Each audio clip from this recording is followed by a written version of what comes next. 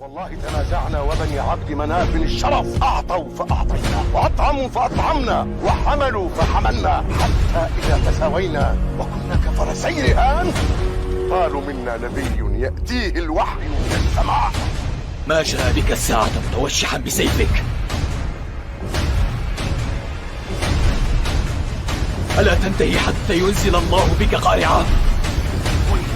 ويلي محمد يا محمد.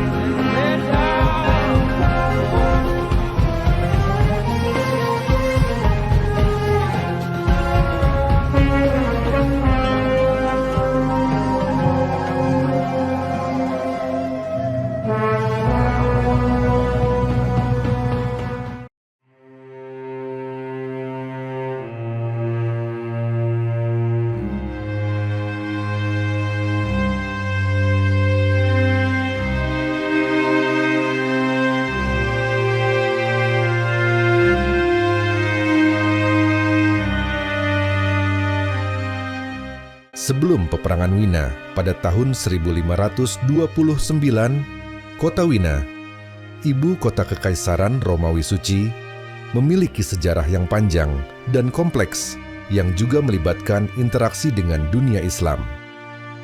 Sejarah ini sangat dipengaruhi oleh hubungan antara Kekaisaran Utsmaniyah dan Eropa, termasuk Wena.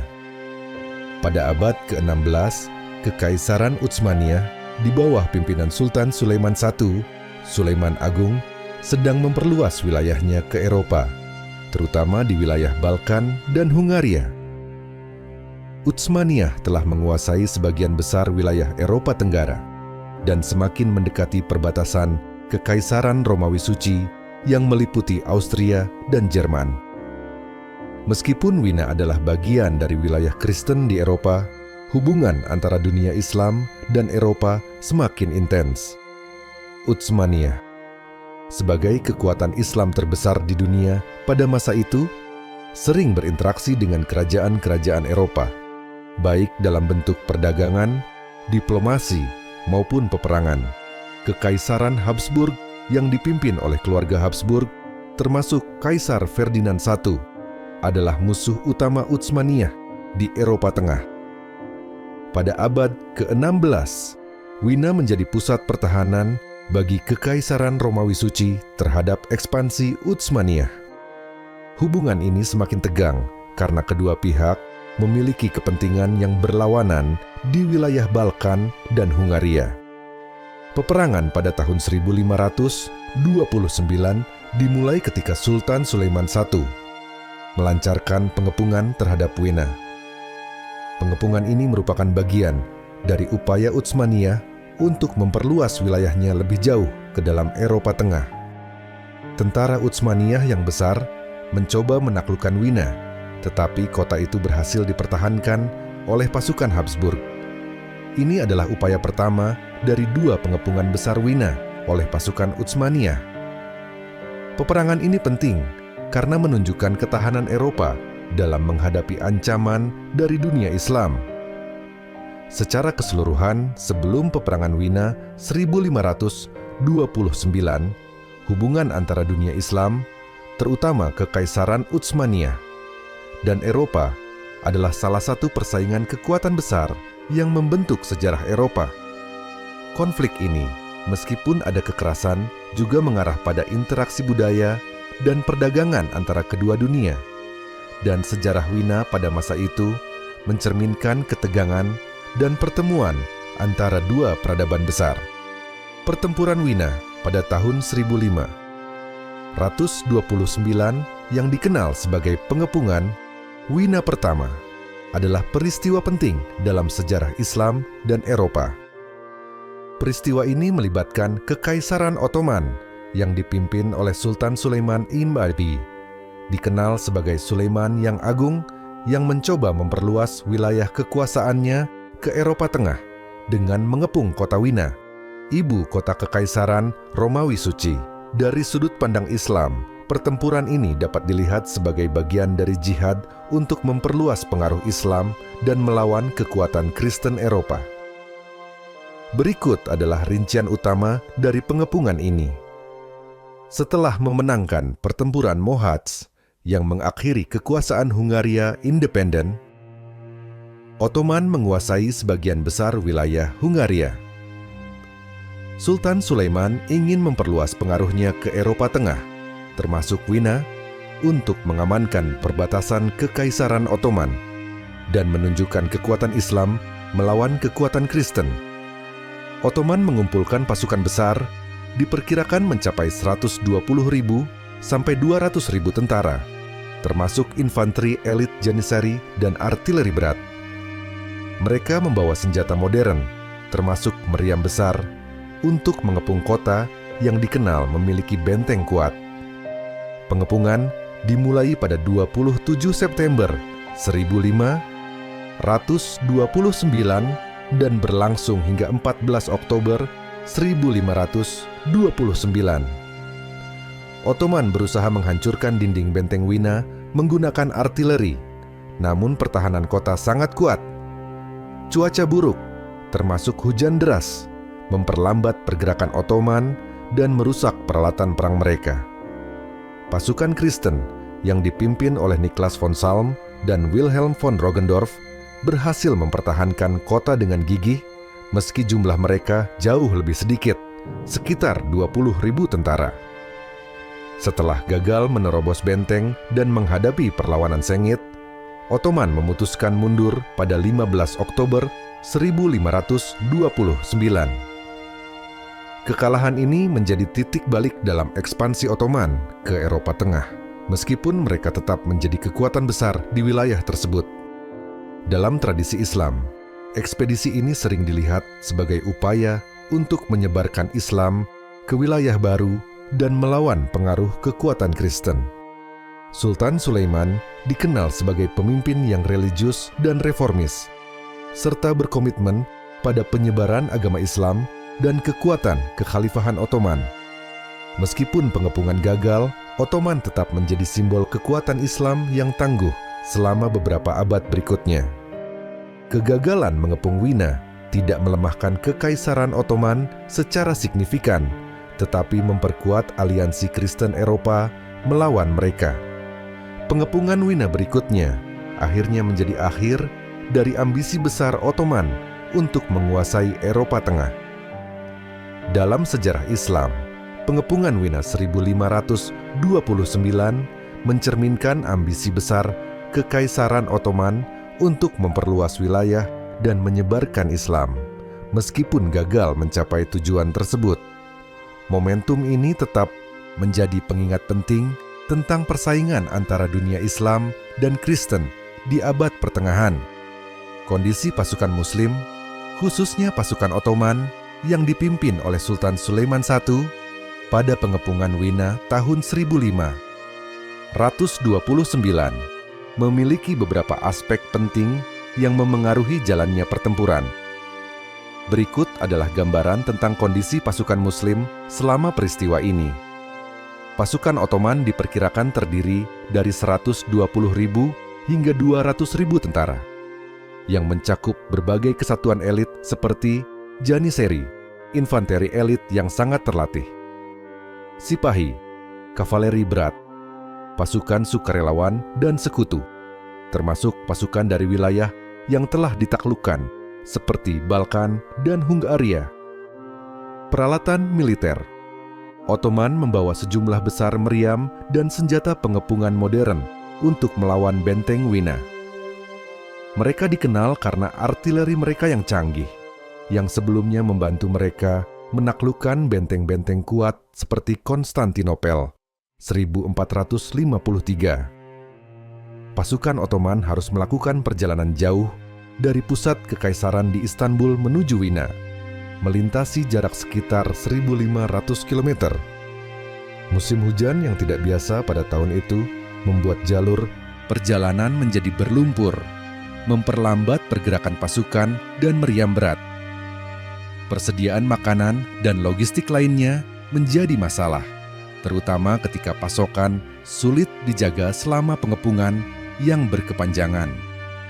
Hujan deras dan cuaca dingin membuat kondisi medan semakin sulit bagi pasukan Ottoman.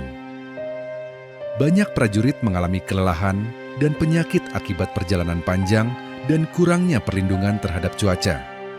Banyak prajurit Ottoman terinspirasi oleh semangat jihad karena ekspansi ke Wina dipandang sebagai upaya menyebarkan Islam ke Eropa. Sebagai pemimpin yang karismatik dan dihormati, Sultan Sulaiman memberikan semangat kepada pasukannya. Ia dikenal sebagai pemimpin yang sering ikut serta dalam ekspedisi militer, sehingga meningkatkan moral pasukannya. Namun, moral pasukan mulai menurun ketika pengepungan berlarut-larut tanpa hasil signifikan. Kegagalan menembus dinding Wina dan kondisi medan yang semakin memburuk melemahkan semangat banyak prajurit. Setelah perjalanan panjang dan menghadapi perlawanan sengit di sepanjang jalan, termasuk dari garnisun kecil di Benteng Kosek, Hungaria, pasukan Ottoman tiba di Wina dalam kondisi lelah. Meskipun memiliki artileri canggih, meriam besar Ottoman sulit digunakan secara efektif karena kondisi berlumpur dan hujan terus-menerus. Pengepungan Wina berlangsung hanya sekitar 17 hari yang relatif singkat. Ottoman tidak membawa cukup logistik untuk pengepungan lebih lama, yang pada akhirnya memaksa mereka mundur.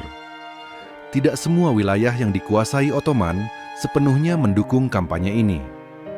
Sebagian penduduk lokal di wilayah Hungaria dan Balkan hanya tunduk karena dipaksa. Pertahanan Wina yang kuat diperkuat oleh dukungan dari negara-negara Kristen di sekitarnya, seperti Jerman dan Austria. Pasukan Ottoman menghadapi perlawanan yang lebih terorganisir dibandingkan dengan kampanye sebelumnya. Kondisi pasukan Muslim pada pengepungan Wina tahun 1529 mencerminkan kombinasi kekuatan besar dan hambatan logistik yang signifikan.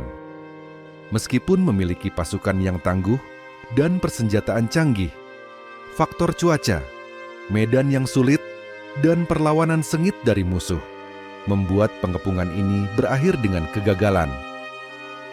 Momentum ini menunjukkan bahwa meskipun Kekaisaran Ottoman adalah salah satu kekuatan Islam terbesar pada masanya, tantangan strategis dan geografis Eropa Tengah menjadi rintangan besar yang sulit diatasi. Dari sudut pandang Islam, kondisi pasukan Eropa yang bertahan dalam pengepungan Wina 1529 dapat dipahami sebagai berikut. Pasukan Eropa di bawah pimpinan Niklas von Salm dan Wilhelm von Roggendorf sangat terbatas dalam jumlah. Diperkirakan hanya sekitar 15.000 sampai 20.000 tentara, dibandingkan dengan pasukan Ottoman yang mencapai lebih dari 100.000 tentara. Situasi ini membuat pasukan Eropa tampak sebagai pihak yang sangat terdesak dan hampir tidak seimbang secara militer. Meski jumlah pasukan kecil, Wina dilindungi oleh benteng yang kuat dan persiapan logistik yang cukup. Dari sudut pandang Islam, kekuatan benteng ini dianggap sebagai hambatan fisik yang sulit ditembus meski Ottoman menggunakan artileri berat. Pasukan Eropa dianggap memiliki semangat religius yang tinggi karena mereka membela simbol kekuatan Kristen di Eropa. Dalam narasi Islam, pasukan Eropa dilihat sebagai penjaga tradisi yang sedang terancam oleh kekuatan Islam Ottoman. Cuaca buruk selama pengepungan, termasuk hujan deras, lumpur, dan udara dingin, sangat membantu pertahanan Eropa. Dari sudut pandang Islam, kondisi ini bisa dipahami sebagai salah satu faktor alam yang memperlambat serangan Ottoman. Pasukan Eropa pada waktu itu dianggap kurang maju dalam penggunaan teknologi militer dibandingkan pasukan Ottoman yang membawa meriam besar dan strategi pengepungan modern. Namun, ketidakmampuan Ottoman untuk menghancurkan dinding benteng menunjukkan bahwa pertahanan tradisional Eropa masih efektif. Narasi Islam sering mencatat bahwa semangat bertahan pasukan Eropa lebih didorong oleh ketakutan akan kehilangan identitas budaya dan agama mereka. Dalam hal ini, pertahanan Wina menjadi simbol perlawanan terakhir Eropa terhadap ekspansi Islam Ottoman. Sebagian besar pasukan tambahan Eropa termasuk dari kekuatan Kristen lainnya, tidak sempat tiba selama pengepungan. Hal ini membuat pasukan Wina tampak terpencil dan lemah. Meski dari sudut pandang Islam, kondisi pasukan Eropa tampak tidak ideal. Mereka berhasil mengatasi berbagai kekurangan dengan mengandalkan benteng yang kuat, semangat keagamaan, dan bantuan dari kondisi alam. Bagi Kekaisaran Ottoman, keberhasilan pertahanan Eropa ini menjadi salah satu rintangan besar dalam upaya mereka untuk memperluas wilayah ke Eropa Tengah. Setelah kegagalan pengepungan Wina pada tahun 1529, pasukan Kekaisaran Ottoman yang dipimpin oleh Sultan Sulaiman I menghadapi sejumlah tantangan dan dampak strategis. Dari sudut pandang Islam, situasi ini bukanlah akhir dari kekuatan Ottoman, melainkan hanya sebuah kemunduran taktis dalam upaya memperluas wilayahnya ke Eropa Tengah. Berikut adalah gambaran kondisi pasukan Ottoman pasca perang. Pasukan Ottoman mengalami kerugian signifikan akibat perang yang panjang dan intens. Selain korban jiwa di medan perang, banyak prajurit menderita kelelahan, kelaparan, dan penyakit akibat cuaca buruk yang ekstrim selama pengepungan. Hujan deras selama kampanye menyebabkan kerusakan pada peralatan perang, memengaruhi moral tentara, dan memperlambat pergerakan mundur. Banyak prajurit tidak dapat bertahan dalam kondisi tersebut. Dalam pandangan Islam, kekalahan ini tidak selalu dianggap sebagai kegagalan total. Banyak ulama dan pemimpin Ottoman melihatnya sebagai ujian dari Allah, yang mengharuskan mereka untuk memperbaiki strategi dan memperkuat iman untuk perjuangan masa depan. Meskipun pengepungan gagal, semangat untuk memperluas wilayah Islam tetap tinggi. Pasukan Ottoman tetap percaya bahwa mereka berjuang dalam jalan Allah, fisabilillah, dan kegagalan sementara dianggap bagian dari rencana takdir. Pasukan Ottoman berhasil mundur tanpa kekalahan total, yang menunjukkan kemampuan organisasi militer mereka yang masih kuat. Mereka tetap menjaga kontrol atas wilayah Hungaria yang sudah dikuasai sebelumnya. Kekalahan ini memicu evaluasi taktik militer Ottoman, khususnya dalam menghadapi kota-kota berbenteng yang kuat. Setelah Wina, Ottoman lebih berhati-hati dalam memilih target ekspansi mereka. Pasukan Ottoman mulai memfokuskan kembali pada penguatan logistik dan peralatan perang untuk kampanye berikutnya. Ottoman tetap menguasai sebagian besar Hungaria, menjadikannya sebagai wilayah penyangga antara Kekaisaran Ottoman dan Kekaisaran Romawi Suci. Kegagalan di Wina tidak mengurangi pengaruh Ottoman di Eropa Tenggara. Mereka masih dipandang sebagai kekuatan besar yang harus diwaspadai oleh Eropa. Sultan Sulaiman tidak kehilangan wibawa meskipun gagal menaklukkan Wina. Dalam tradisi Islam, dia tetap dihormati sebagai pemimpin yang gigih, religius, dan visioner. Kekalahan di Wina dilihat sebagai pelajaran untuk memperbaiki taktik militer di masa depan. Kondisi pasukan Islam pasca Perang Wina 1529 menunjukkan bahwa meskipun Ottoman gagal mencapai tujuan mereka, mereka tetap menjadi kekuatan besar dengan kemampuan untuk bangkit kembali. Pengepungan Wina menjadi pengingat bahwa perjuangan Islam tidak selalu berakhir dengan kemenangan langsung, tetapi melibatkan upaya jangka panjang untuk mencapai kejayaan sesuai dengan kehendak Allah. Kegagalan ini bukan akhir dari dominasi Ottoman di Eropa, tetapi hanya sebuah tantangan yang memperkuat persiapan mereka untuk kampanye berikutnya. Pandangan ilmuwan Muslim dan ulama Islam terkait kondisi pasca pengepungan Wina 1529 beragam, tergantung pada perspektif mereka terhadap jihad, strategi militer, dan hikmah yang bisa diambil dari peristiwa tersebut. Sebagian besar pandangan ini didasarkan pada interpretasi Al-Quran, hadits, dan tradisi Islam tentang perang dan perjuangan. Berikut adalah beberapa pandangan yang mungkin dianut oleh ilmuwan dan ulama muslim pada waktu itu. Ulama melihat kegagalan di Wina sebagai bagian dari takdir Allah yang harus diterima dengan sabar dan ikhlas. Dalam pandangan ini, kemenangan dan kekalahan adalah ujian iman bagi umat Islam. Ayat Al-Quran seperti, "Jika kamu memperoleh luka, maka sesungguhnya kaum itu, musuhmu pun memperoleh luka yang serupa. Dan masa, kejayaan dan kehancuran itu kami pergilirkan di antara manusia." Quran Surah Ali Imran ayat 140. Sering digunakan untuk memberikan perspektif bahwa kekalahan adalah bagian dari sunnatullah, ketetapan Allah. Banyak ulama menekankan pentingnya muhasabah, introspeksi diri bagi Sultan Sulaiman dan pasukannya. Kekalahan dianggap sebagai pengingat untuk memperbaiki strategi militer, meningkatkan keimanan, dan memperkuat persiapan logistik. Peristiwa seperti Perang Uhud, di mana umat Islam mengalami kekalahan karena kelalaian sebagian pasukan, sering dijadikan analogi. Ulama menyoroti pentingnya disiplin dan ketaatan pada pemimpin. Jihad dilihat sebagai proses panjang yang tidak selalu berujung pada kemenangan langsung. Kekalahan di Wena dianggap sebagai bagian dari perjuangan besar melawan kekuatan Eropa Kristen. Pentingnya ilmu dan teknologi. Beberapa ilmuwan Muslim mungkin menyoroti pentingnya penguasaan teknologi perang modern seperti artileri dan logistik untuk meningkatkan kekuatan pasukan Islam. Kekalahan dianggap sebagai pengingat bahwa kemenangan sejati hanya berasal dari pertolongan Allah, bukan semata-mata dari kekuatan militer. Ini menjadi pelajaran bagi pasukan untuk meningkatkan ibadah, doa, dan ketakwaan.